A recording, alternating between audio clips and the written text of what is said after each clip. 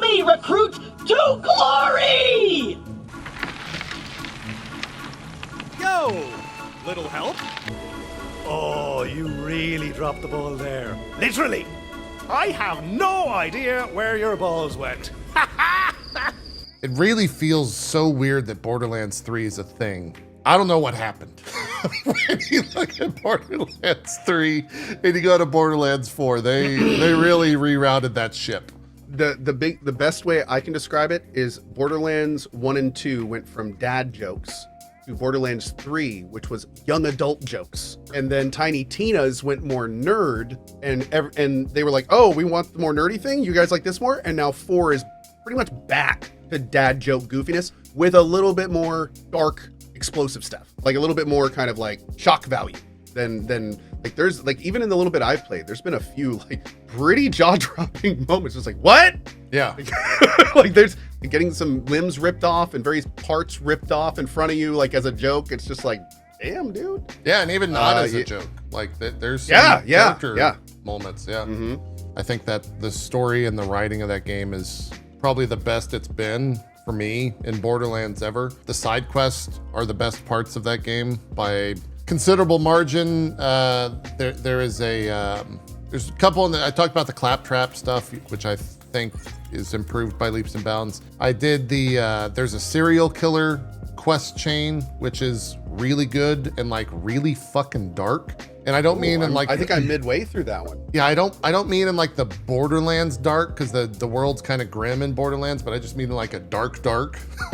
It's actually kind of fucked up in a well done storytelling way. And I like the main story as well. I really enjoyed where that game ended up. It's I gotta say, like, just to echo it, this is my favorite Borderlands. My last favorite Borderlands was Tiny Tina's. I loved the more nerdy direction of that. And then this one by far, mechanically it's the best, even though it's still pretty simplistic. It's still mechanically the best. It feels good. I like the open world format. That really works. It is missing some really weird QOL that is strange. And I will say that I haven't finished the main story yet, but I'm not entirely yet sold that the main story is better in an open world format.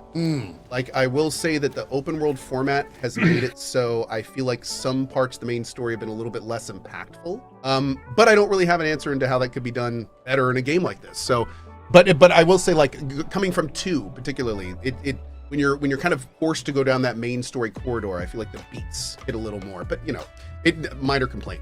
Yeah, that's the problem with an open world game is that, like, you'll be in the middle of a main quest, you'll get to the main quest will lead you to a new land, and you'll stop the main quest to do the side quest in this land. Then you go, oh, where were we? Oh, there we go. And that's what I kept doing. And that's a good thing, right? But like it's one of those things where it's like it's a good thing here, but it has a negative here. So I don't know what the answer to that is, but I definitely noticed it. So it suffers the same thing as other open world games of this type do. I will say there are a few things in this game that make me wonder if Randy has played his game.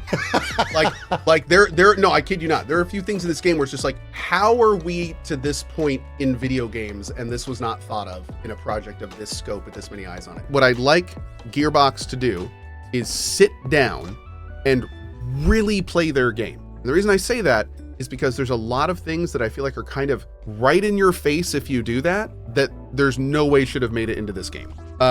Things like when you are looking at different things here for your character to equip to do powers, you can't look at what the power does. Like, that doesn't make any sense. When you're getting items out of the trash thing, you can't sell them. You have to put them in your inventory and then sort through them that way. There's like all these little, they're all minor, don't get me wrong, they're all tiny, but there's just all these little tiny things that don't make most sense. The whole carrying an item thing, and you can't like put it on your vehicle and like you have to run on foot with it. Like, why? It's so strange. There's so many things that are just like, I don't know. There's a lot of great things about this game, and there's a few things where it's like, I feel like much smaller teams would have done a lot better with parts of it. Like, it's just, I don't know if it's just like too many cooks in the kitchen, but just some things are so strange from a game design perspective. The whole inventory setup is so convoluted and messy. Obviously designed for controller, no PC stuff. Like, there's all these just weird little tiny missing QOL things where it's just like, bro, we are on an alien planet. There is a shattered moon above us. We have little turrets on our shoulders and we're digistructing guns in front of us. And you're telling me that I can't put a fucking hook on my vehicle to hang a little item on so I can drive it back to the quest thing? Dude, that shit, Like, and the fact that it's massive, like you can barely see. Oh yeah, so it's like there on the left side of your screen. Yeah, so it's like okay, just walk on down. Yeah, oh my dude, that's baffling. That's the kind of thing where it's like you basically made a new escort level annoyance quest.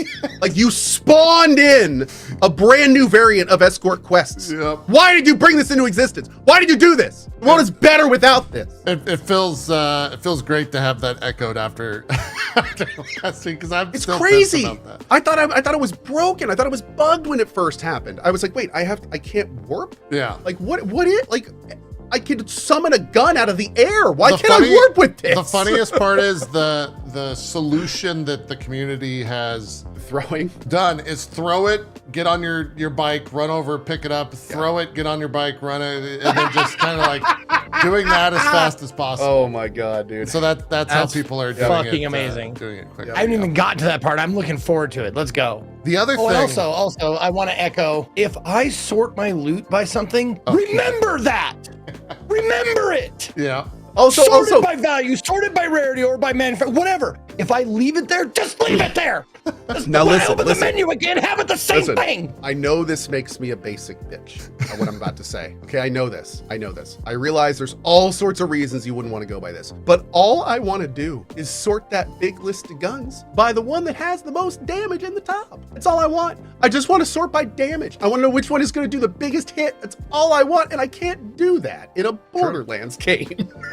It's true. Like there's an arrow pointing down and the weapons drop down. Hold on, I'm opening this right now. And valid complaints though they do hide it behind a drop down list. The two of But you, it doesn't matter because they don't fucking remember it anyway. Yeah, it's true. It's kind of a pain that it doesn't stick.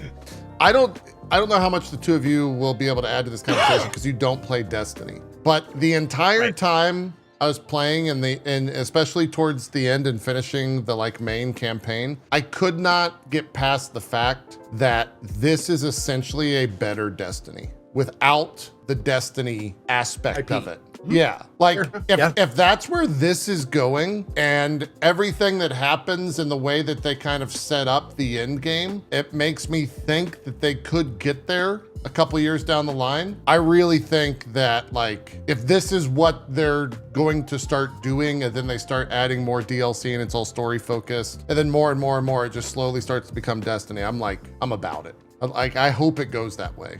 They put out a video talking about the raids feature and then it's not in there yet. I think it's coming down the line. They're not gonna be the type of raids like Destiny where you go in and do a 5 to 6 hour raid. I think it's gonna be a pretty quick kill a boss with some mechanics tied into it. But hey, if they're touching the water to see if people like that type of stuff and that's where it ends up, I'm kind of about it. I would love to see, someone who's played a lot of Destiny, if that's where they're going with this, I'm into it. I could see Take-Two wanting that cash cow. What if the next Borderlands is Destiny? What if they take Borderlands online? Yeah. Oh man. Yeah. I could totally see it. I mean, this framework, it's exactly like you said. This framework is almost built for it. The way it's set up. It would only need social zones and hubs. It would really come full circle too, because Destiny kind of copied what Borderlands was originally and turned it into a Destiny thing. But yeah, really interested once you guys finish the game to see what you think of the I'll be playing more this week. Yeah. Sure.